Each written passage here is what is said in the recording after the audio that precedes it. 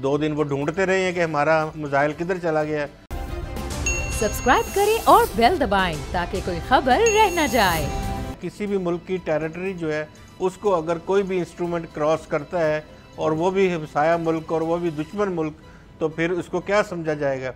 वो अगर international language जो है यूएनओ की ज़ुबान में देखा जाए, कन्वेंशंस के तहत देखा जाए, वो ऑब्जेक्ट एक हमला तस्वर होगा जी, और ये इसी तरह का हमला तस्वर है ये सही। और हमने बड़ा रिस्पॉन्स जो है जिम्मेदाराना दिया है।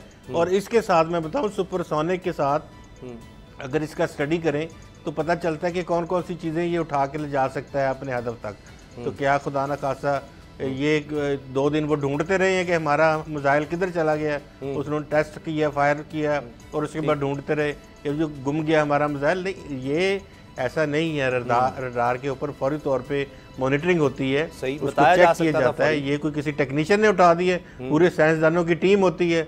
इसको तो मैं जिस तरह पहले दिन कहा था कि IAEA के ऊपर भी उठाना है हमें, और हमें एटॉमिक एजेंसी के साथ बात करनी है, यूएनओ से बात करनी है, दुनिया के साथ बात करनी है कि ये इनका मिसाइल सिस्टम अब इस काबिल नहीं है कि ये इस तरह से जिम्मेदार मुल्क के तौर पे देखा जाए। इनके मिसाइल सिस्टम के ऊपर पाबंदी लगनी चाहिए। बिल्कुल।